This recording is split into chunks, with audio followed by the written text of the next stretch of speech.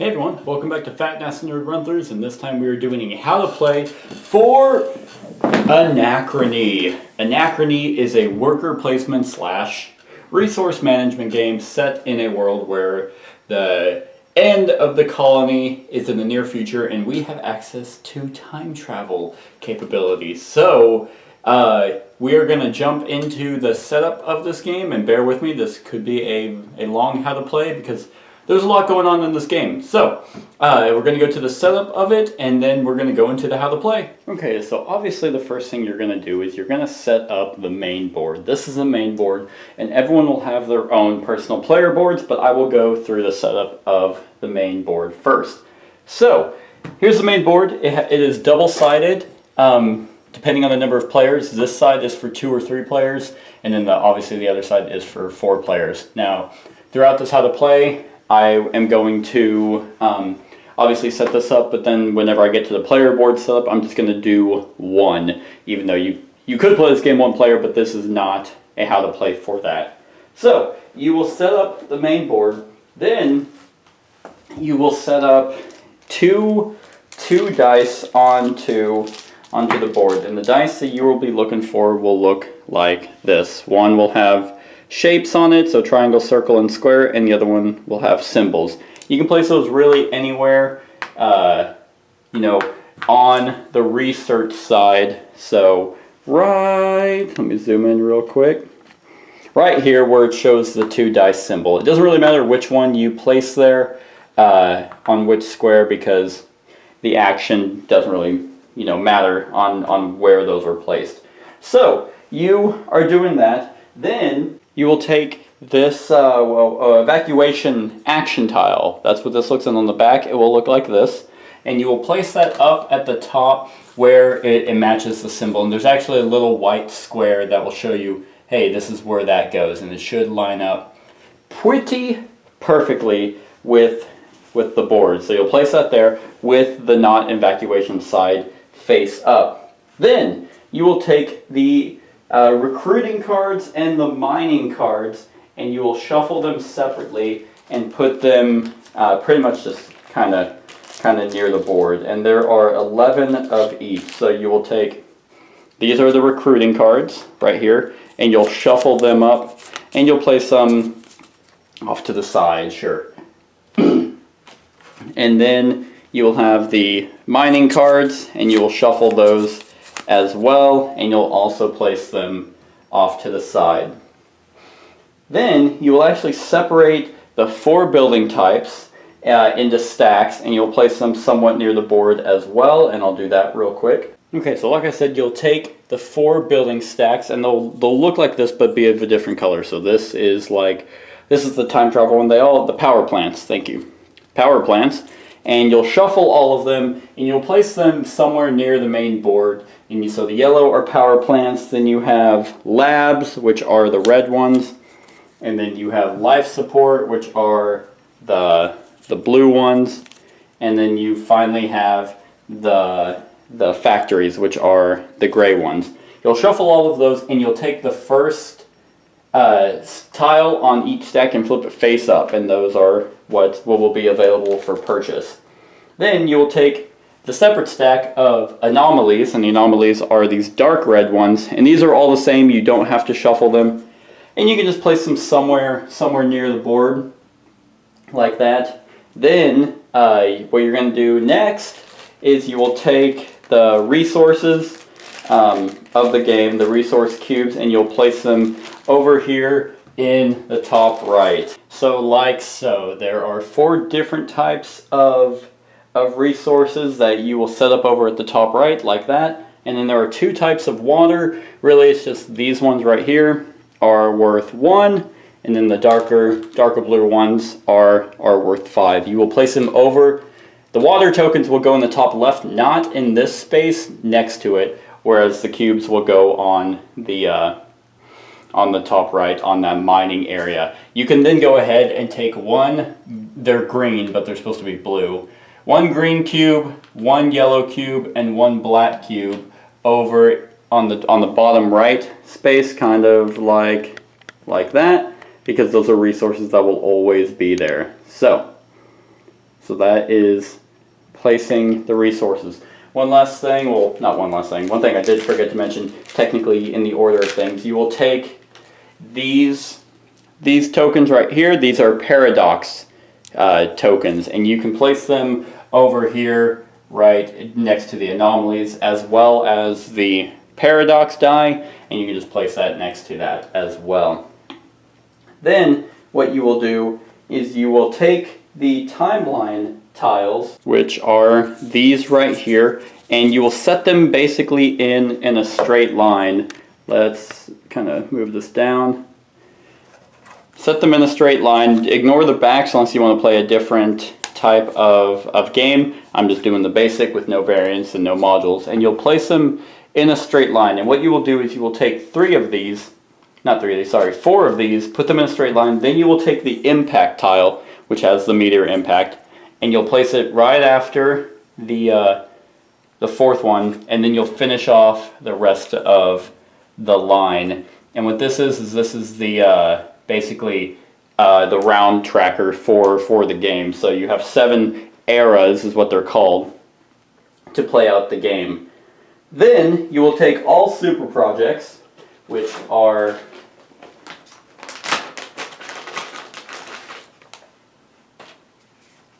the super projects look like these, with they're longer and they have that super project symbol. You will shuffle them, and then you will place one above each of these triangles here. So let's kind of just move this up and then move this down a little bit. You still see it, kind of, sort of. There we go, that'll work. Anyway, you will take the first one on the first era will be face up, and then the rest of them will go right above it, face down. So there will always be a super project to build in the game, depending for each era. And the rest of them will just go back into the box or into the bag or whatever. They will not be used. Then what you will do is you will take each player's focus markers. Well, they're called path markers, sorry, but in this sense they're called focus markers, and they look like this. Well, they don't all look like this. This is one faction. The rest of them will depend on the other factions, like there's another one for this faction. So, and you will actually place this underneath the very first era tile. So you would place it underneath like so, and then that indicates what era that you're currently in. Getting a little bit ahead of myself, but this will continue to move along each era marker, and that is that. Then last, you can take all of the workers, there are 4 different types of workers. You have your engineers, then you have your geniuses, which are pink, then you have your scientists, which are green, and then last you have your admins. And so you can just take all of those, and create a big pile. You can organize them and just kind of place them near the board, because they'll slowly be able to be recruitable. And then the other tokens, which are these right here in their bag, these are the actual resource markers.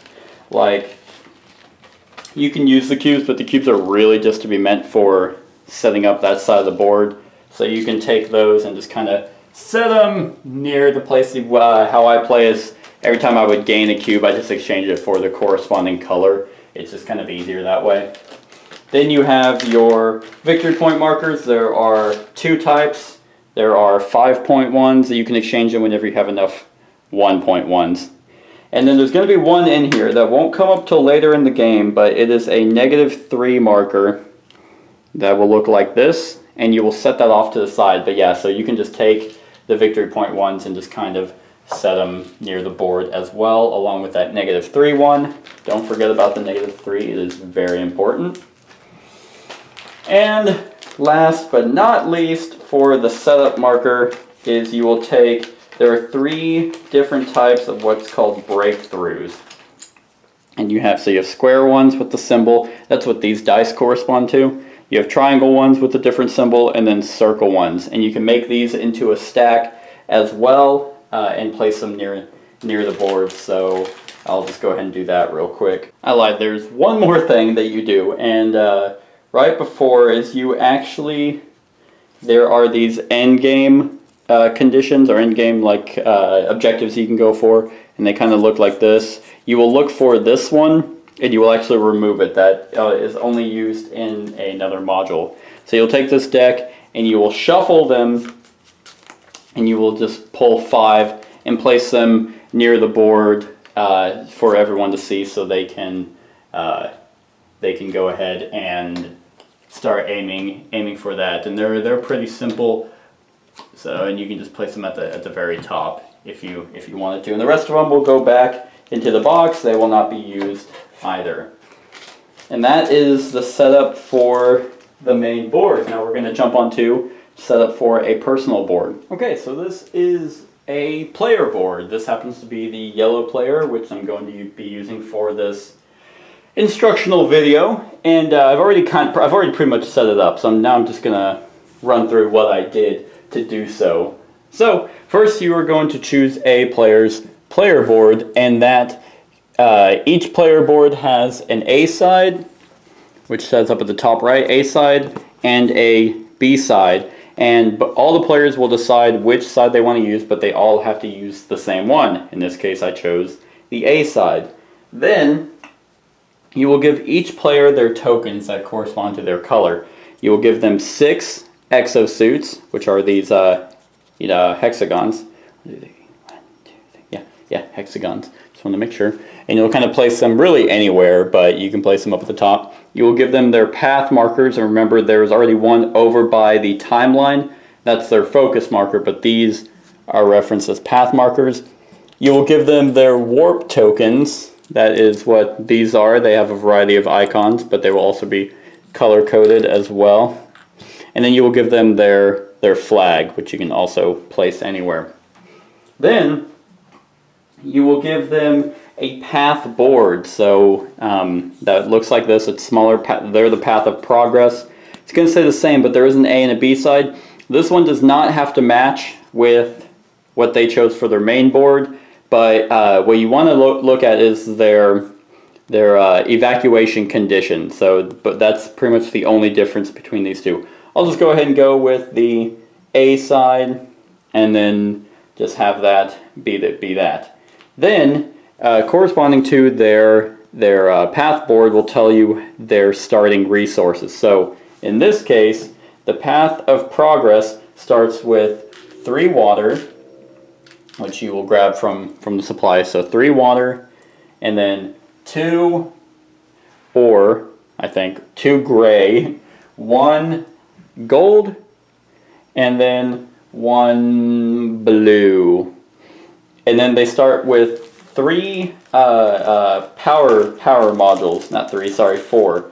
They start with 4 power modules, which are those, and they actually start with a breakthrough as well. So then it looks like it's a square breakthrough, so I'm assuming they just get one at random, or they get to choose. So that's their starting resources. Then right underneath that is their starting workers. Now this symbol right here with it's an eye closed marker. That's your asleep or tired workers, and the one with the eye open symbol is your active workers. If you look at the main board, you will see those symbols right here. These are going to be where your active workers are, and then on the left side is where your tired or inactive workers are. So you will grab those from the supply. So they have an asleep worker, and then they have 2 scientists, 2 active scientists, and 2 active administrators. Woo! And then they will get placed over in the active side. Then what you will do is you will grab 2 more tokens, and you will place them. Well, there is one underneath the morale track. Right here is the morale track. You will take this little token right here, and you will place it right in the middle, right above a 5. And then the other token you're going to take is this token right here, and you will place that up on the top right on this little track right there next to the 2 flag. And then you can also give every player a kind of a little player aid. So I'll just set that up there. Then, the last thing that they have to do is they need to choose one of their 2 leaders. So in this case, yellow has Patron Valerian or Librarian Cornella. And they tell you what their actions are. And so like this one, for example, is whenever you research, you also get a water, plus you get to set 1 cube of, and that'll make more sense later. But let's just go ahead and get, Librarian Cornella. Set her off to the side, then the other leader will just go back into the box. And that's how you set up the player board. How you decide first player is whoever has the most recent deja vu. And what you will do is you will take their flag and you'll actually place it, let's see if I can get this to work for me. You will place it right over here with that symbol. So right there is where it will get placed. And then you are done with setup. And that's how you play Anachrony. Just kidding, obviously. That was the setup for the main board and for the player board. Anachrony does come with a bunch of variants and modules. I did not cover any of them in this video, especially during the setup. So what we're going to do next is I'm going to go through each phase, explain each phase and kind of how they tie in together. And then whenever I get to the action phase, I'll explain each action on the main board and kind of what you do. And I hope I cover it fairly well, and then I will explain game end, and then I'll explain scoring, and that'll be the how to play video. So, Anachrony is a game where the basically end of the world is right on your doorstep, and each player is playing a faction that is trying to get their people ready for this apocalypse, and then leave the planet or leave the area. And then basically their colony is the new government, their faction's the new government in the future. So that's the theme of this game. Now let's go to how to play. Okay, so Anachrony is broken up into 6 phases in each era. Remember, each tile here counts as an era. Thematically, it represents multiple years. But you have 7 eras to play the game, and then each game, like I said, is broken up into 6 phases. So the first phase is called the preparation phase, which is kind of where you set up the board. And how you do that is you take 1 card from the mine deck and you will look at it, and this tells you what cubes to place over here on the right side of the board. Ignore that icon and the purple cube for now. So really what you're focusing on, let me zoom in here. Yeah, so ignore this for now.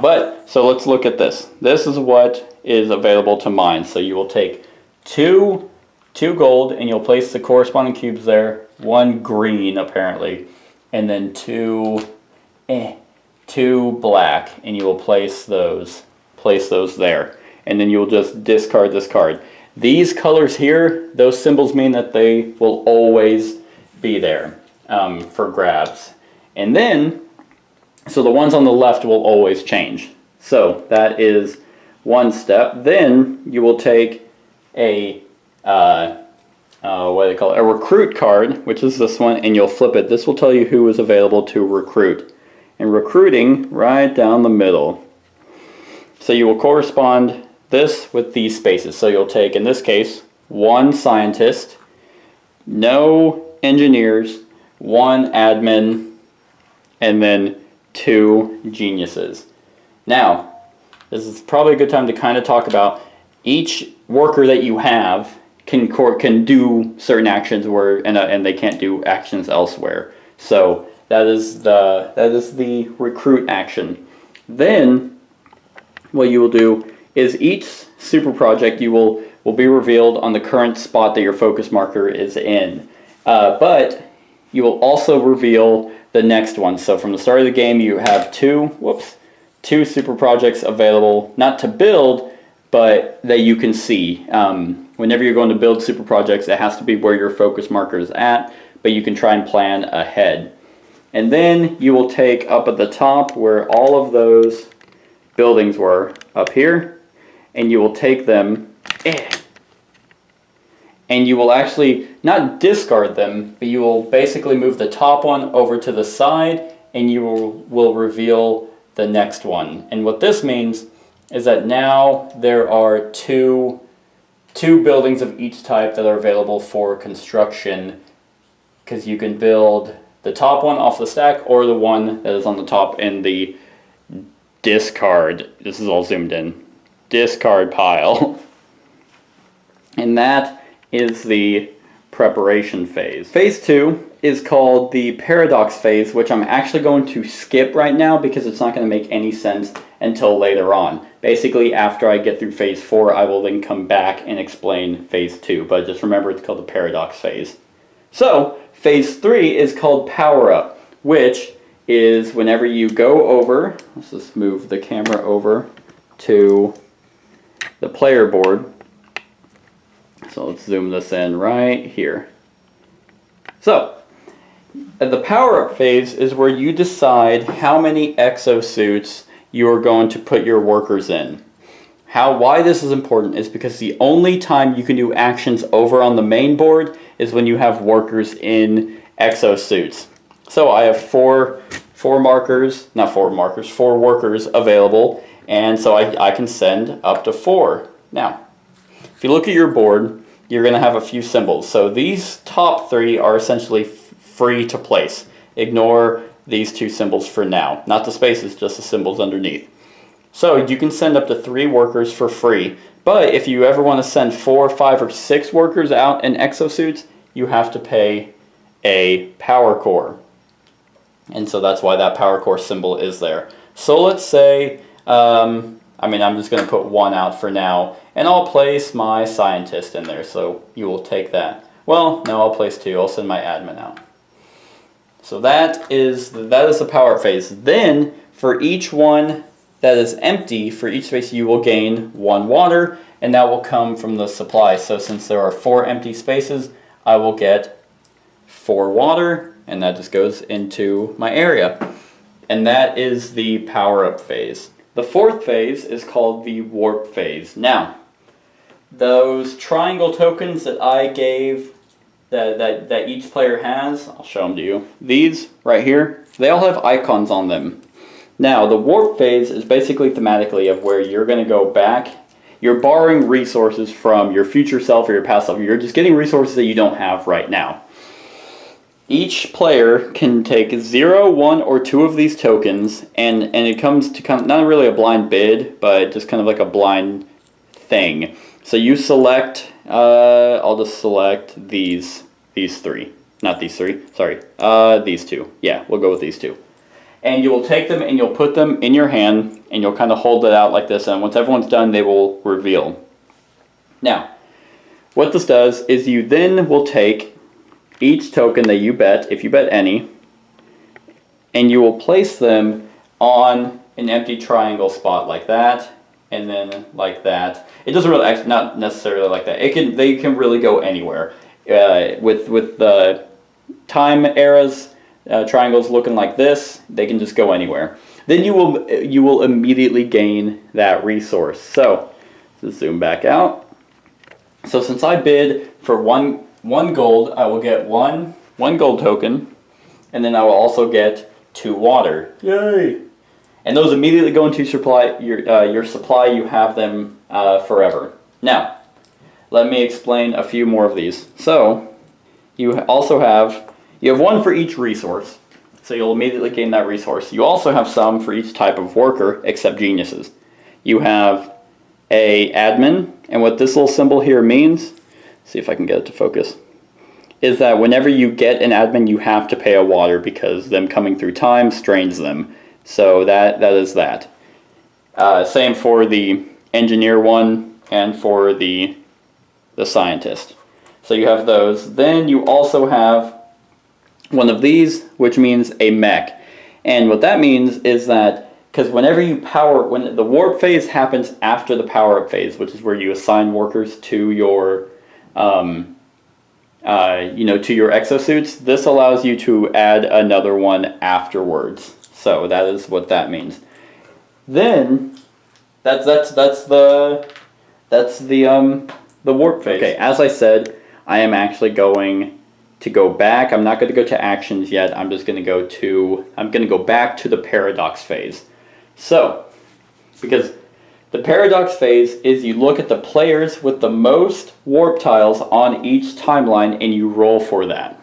Now, that's why I didn't explain it, because at the beginning of the game no one's going to have any. But the second round there might be some. So let's say this was the situation and I had 2 tiles there. I will then take the paradox die and I will roll it. This determines how many paradoxes I have actually created by borrowing resources that I don't currently have. So I would then immediately roll it, and I got 1.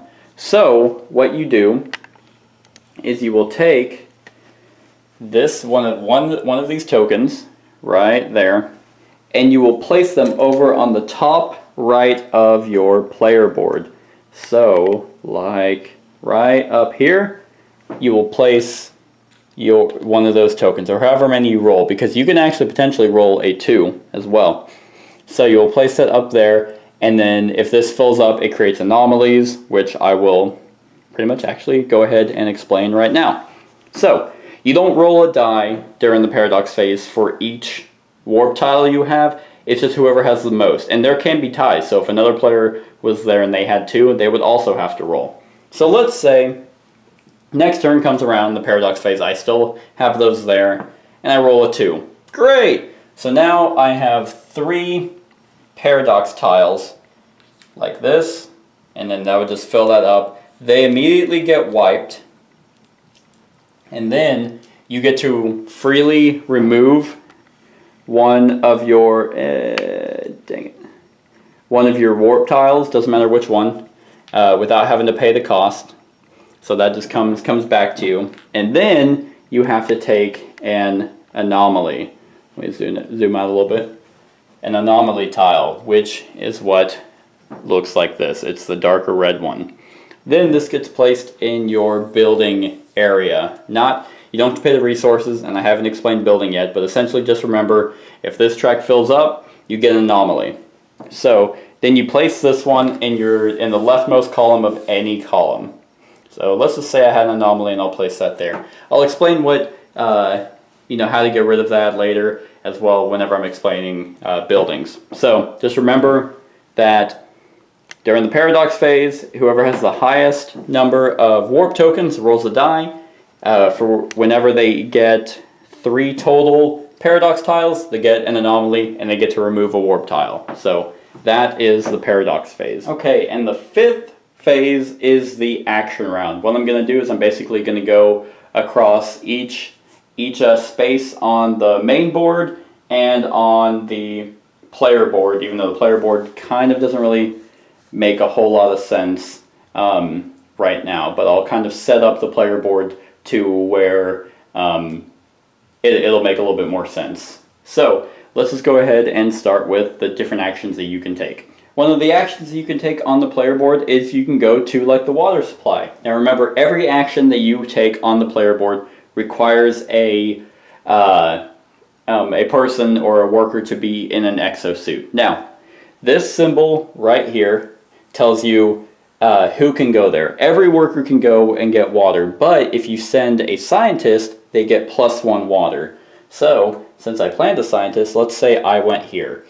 And this big hexagon with the multiple rings around it, that means that anyone can go there. You don't block anyone, everyone can go get water, so you're good. So let's say I went there, I would get 3 water, but since I sent a scientist, I would get 1 more water, and that would just go to my supply. And then like so, and I can send another one there if I wanted to, or multiple people can go there. And that is the watering hole action. Another action you can take is trading with the nomads. So let's say, these symbols right here mean scientists, engineers, and admins can go there. But if you send an admin, that means that you can do this action twice in a row. And I should mention that geniuses, which were the pink, these ones right here, they fill in for any type of worker. Then they get the benefits of any type of worker as well, and the restrictions of any type of worker. So I should mention that. But let's say I send an admin here. How would the trading with the nomads work? It's kind of like a vice versa. So you can take 3 water and exchange it for a power core, or a power core and exchange it for 3 water. You can take 3 water and exchange it for any 2 resources, gray, blue, or gold. or you can take any 2 of those resources to get 3 water. You can take neutronium, which is the purple, and exchange it for any 2 resources, or any 2 resources for 1 neutronium, or 1 neutronium for 1 power core, or 1 power core for 1 neutronium. If you send the admin, you can do that twice, meaning I could, hey, for 6 water, I can exchange and get 2 power cores. So that is trading with the nomads. The next action we're looking at is this one right here. Ignore the people next to it. That is your research icon, or research action. Only scientists can go here, so engineers and admins cannot go there. So geniuses and scientists.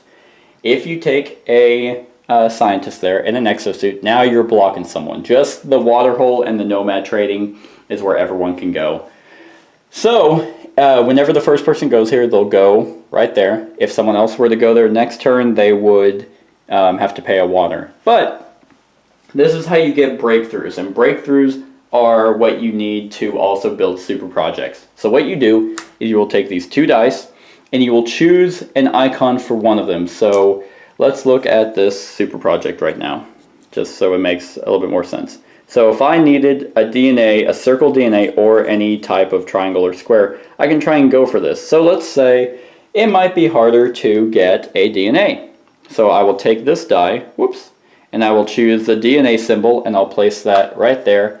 And then I will roll the other one. So hey, yeah, I got a circle, meaning I get to the circle DNA breakthrough, which looks like that. And that will actually go into my personal supply. And that is your research action. The next action right next to it is your recruit action, meaning that you cannot send a scientist here, and you can send an engineer here, but they cannot recruit geniuses. So pretty much admins are your most effective person to send. So, since I had an admin, this is all obviously, whenever you place workers, they stay until the cleanup phase. But so let's say I send a admin here. Now, with who you recruit, you will also get a special bonus with, and that corresponds to what's attached to their little spot. If I recruit a scientist, you also get 2 water. If you recruit an engineer, you get a power core. If you recruit an admin, you get a victory point. And if you recruit a genius, you get to choose which one you want. So geniuses are pretty good to have. I will recruit a genius. And hey, I could use some power cores. Let's go ahead and grab a power core as well. And whenever you recruit someone, they will go into your active side, which if you remember over on your player board was the side with the open eye. So it's on the right side, and that is your recruit action. The third, technically colony action that you can take is your building action. Now, who can go there are scientists, but if you send an engineer here, it costs 1 less ore to spend. And what you can build, let's say I sent an engineer. Yeah, we'll just take this. So let's say I sent an engineer here. You can build a building which comes from these available spots up here. Remember how I mentioned that there are these available spots, and you can build the top off the stack or off the discard pile. So let's kind of take a look at those real quick. So some of the options of buildings that you can build, I'll just show you the top one of each, just to kind of give some clarification. There are a bunch of different ones here, but okay. So you have your factories. Factories are ways that you can easily get resources. The buildings create spots that you can go to into your faction sheet, your player board. So so you have factories, like so if I put a worker here, I would get a gold, just any worker, and they stay active, which I'll explain in the cleanup phase, but that's how I could easily get a gold. This number right here means how many victory points they're worth at the end of the game. Then you have your life support, which are the blue ones. This circle here, so there are 2 types here, and this is a good thing to explain. There are 2 things here. If it's in the shape of a worker, then that means you have to place a worker there. If it's in the shape of a circle, that means it is a free action, which I'll explain when I get to actions on the player board. But power supplies as a free action, I can place my token, my path token there, which is this. I can place it on there and just get 2 water for free. So that is life support. Then you have your, I can't remember what the red ones are called, but you have these, which means if you place a worker here, you can get a water and a victory point.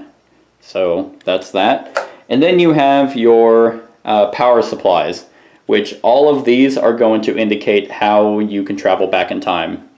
So, which I'll explain as an action, but that's that. Now, whenever you go to the build action with an engineer or a scientist, you have to pay a certain number of resources.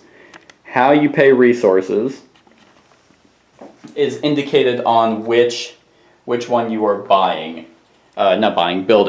So if you were building a power supply, it would cost 1 neutronium, 2 ore, and 1 water. If you're building a factory, 2 ore and 1 gold. If you're building a life support, it's 2 ore. If you're building a red one, it's 1 blue, 2 ore, and 1 water. So in this case, let's say I had an anomaly there. So if I wanted to build another red one, it would actually cost me 1 ore, or 1 blue, 2 ore, and 2 water. So just basically look at where you're building it and pay that resource from your supply. When you're building, you will always build left to right. And just for funsies, let's say this is throughout the game, and I now have all of these available. This basically just so I can show you kind of how your player board actions would work. But that is how you build just buildings. Now, how you build super projects is, one, you have to have your focus marker underneath the one. You can only build the super project underneath where your focus marker is at. So how you would build them is you would spend that amount of resources, so 2 blue, 2 ore, and 2 gold, and then the corresponding breakthrough, which I happen to have, or a random triangle and a random square. So it's really up to you. And then if you spend all those resources and then the corresponding breakthrough, you can go over to your player board and you can kind of just place it really anywhere. So and these actually take up 2 spots, so you're limited to the number of breakthroughs you can have. But let's go ahead and so I couldn't place it here because I couldn't cover up a building I've already built. But I could place it in any one of these, and let's say if I didn't knock my buildings around, I just built it right there. And you can't build over super projects either, so you're kind of stuck with what you get. So that means I couldn't build any more factories. And that is the build action. Don't forget, if you send an engineer, it costs 1 less ore because every single building spot that you build requires ore. And that is the build action. Another action you can do is mine. So you can take anyone can go there, but if engineers go there, then they basically will remain active, which once again I'll explain in the next phase. But where you place your worker actually corresponds to kind of what resources you take. If you place it up here, you would have to take this blue and any one of these off the left. If you place it in the middle, you would have to take the gold and any one on the left. And if you place it down here, you would take the ore and any one on the left. So if I went right in the middle, I can take this, I would have to take this ore, and then I can choose. So I can, oh hey, I got 2 gold. So let's say ore before. I meant gold.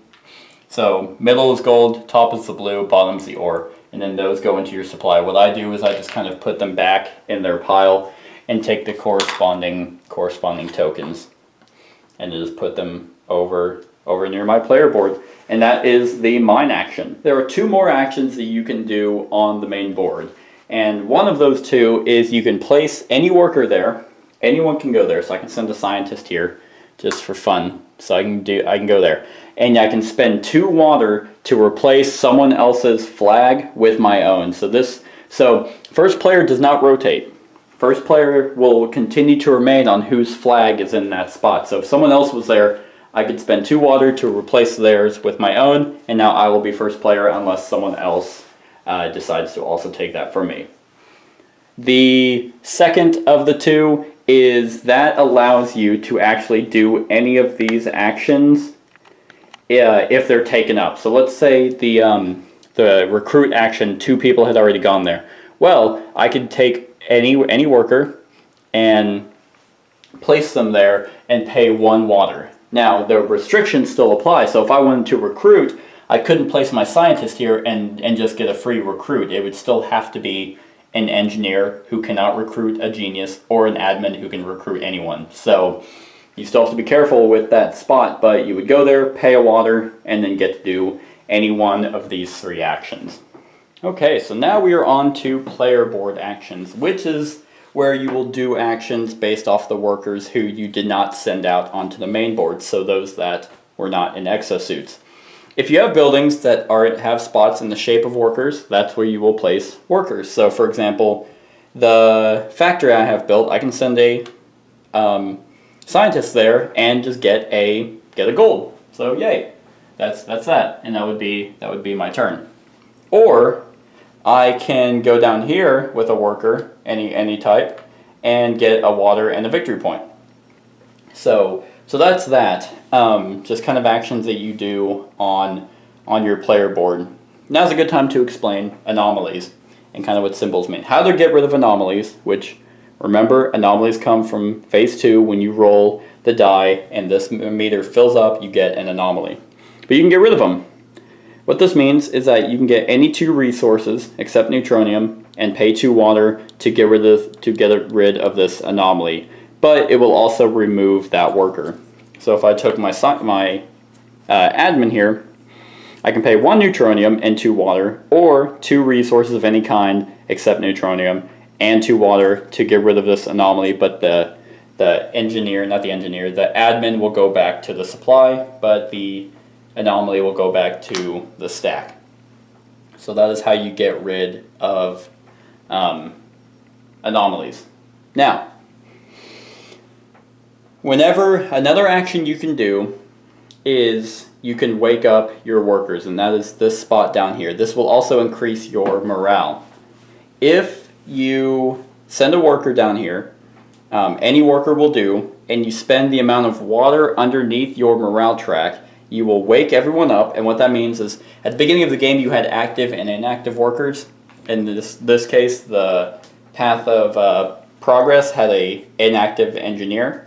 If I wanted him to do something, I could send, let's say, an admin down here, pay 5 water, because that's the number underneath the current morale track. So pay 5 water, and then you move everyone that's over here over to your active side. And they can start working, they can start doing stuff. And then you will also increase your morale 1 space to the right, which then increases the amount of water you need to continue to wake people up. This is kind of like your peaceful wake up. It makes everyone happy, give them water and stuff, and they're like, hey, I'm ready to work again. Let's do the reverse. So right here is a free action. Remember, the circle is a free action. I can take 1 of my progress tokens and I can place it there, which means I force everyone to wake up. So let's say all of these people were over here. They're tired, they don't want to work. I do a free action. They are all now active, they're all awake, but your morale goes down. You forcing people to work pisses them off, so morale continues to go down. So if you have negative morale, that's going to be negative points at the end. And I should say this track does have a limit. So if you have way positive morale and you go to wake them up peacefully, you'll get 2 points. And you would get 2 points each time you do that if your morale track was all the way up. The opposite side is that if it's all the way low, you just keep forcing people awake. If you were to force them awake again, someone actually dies, and you would have to choose one of your workers to put back into the general supply. And that is pretty much every action you can take, and there's one more action that I have not explained, and that is going back, is using power supplies. So, remember the warp tiles that I had mentioned? So, let's say that we were in era 3. Sure. Like that. whenever you use these warp tiles, they stay there, and those are actually, for every warp tile that of yours that is left at the end of the game, is actually worth -2 points, but you can remedy it. What you do is you would use one of your power supplies, like this. This icon right here indicates how many tiles I can go back. It's not the total, it's up to. So I can move up to 3 tiles back. So let's say I take a genius, sure. I take a genius and I'm going back in time. You take your focus marker and move it back to where you want it, up to what the power supply building allows you. And then you can pay that warp tile back. In this case, it was a gold, so I take a gold from my supply and I put it back in the general supply, and then I get to remove this token. And that's kind of how you fix your your paradoxes. If you had borrowed a worker, and you do the same exact thing, but then you just remove that worker from your active area. So I had an active admin. He just goes back to the supply, and if this was there, then that just goes back to my pool of warp tiles. That's how you fix anomalies, and that's also how you can go back in time and build super projects. So like if we were in phase 3 and I wanted to go back to build this one, I would just go to my power supply right here, put a worker on there, and then I can move it back up to 3, which means, hey, I go there, and now if I have the resources, I can build that.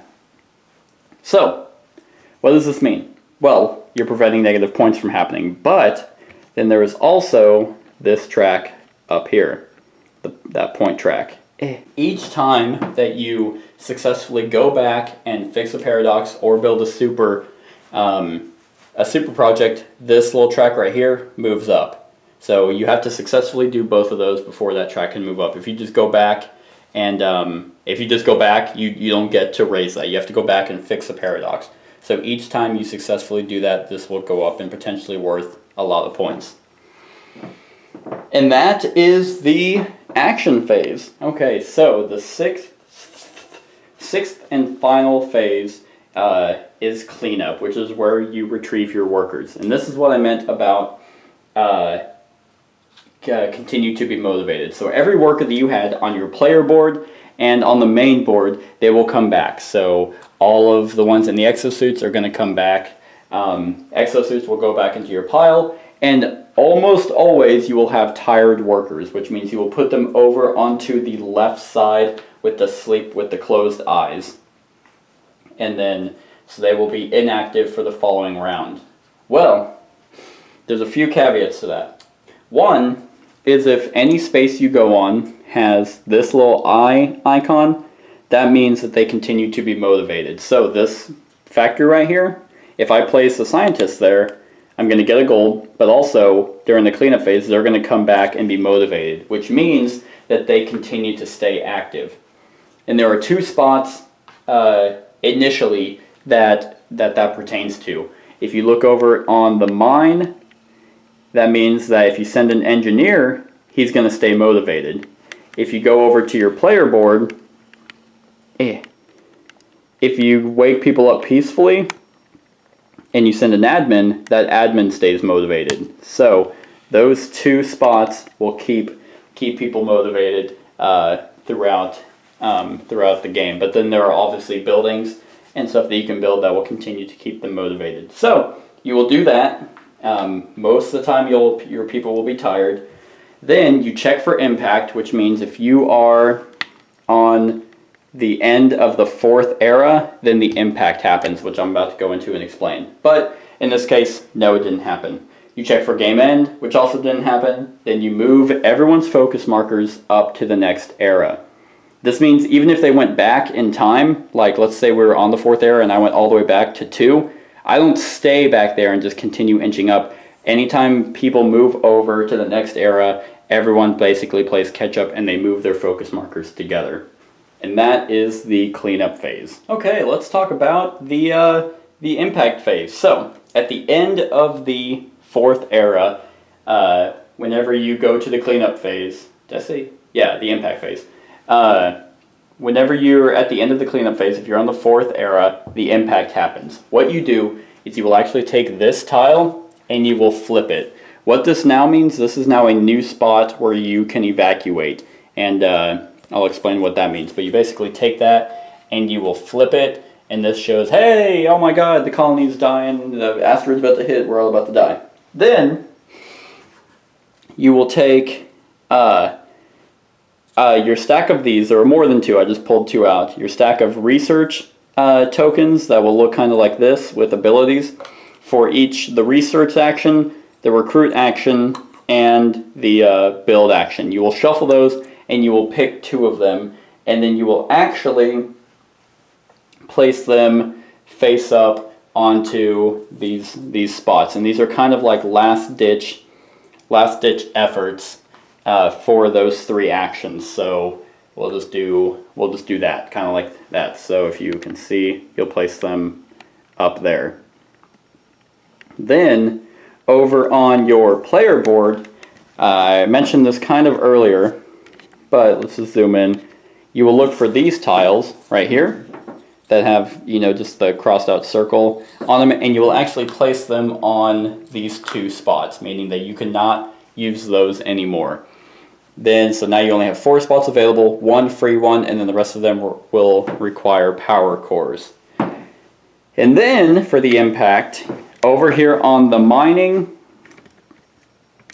spot, there is always going to be a neutronium. Regardless of the card that you draw, there is always going to be a neutronium on that first spot. The rest of them will be whatever the card says. So if it was this card right here, you would just ignore that gold and replace it with neutronium, but the rest would be just like that. So that is actually the impact phase. So let me go ahead and explain how you evacuate. Okay, everyone's evacuation requirement is different, and I mentioned it kind of earlier. It is dependent on your path. In this case, the path of progress needed 3 labs. So if you meet that and you take any worker in an exosuit up to this spot, right up there, the new spot that was just available, that shows that you have evacuated, and then you will get the corresponding points. So let's say that the path of progress met that. I have 3 labs built. That's what the red ones are. I would immediately get 5 points, so you just grab 5 points from the supply, and then you will take one of your path tokens, and if I was the first one, I would place it up there. This is where, depending on the number of players, you take this -3 marker. So in a, let's say, 4-player game, sure, you will take the -3 and you'll put it on that last spot, meaning that the last person to evacuate is actually going to get -3 points. So that is that. So I should also show you, you have to do the top one to be able to evacuate. If you don't meet those requirements, you can't do it.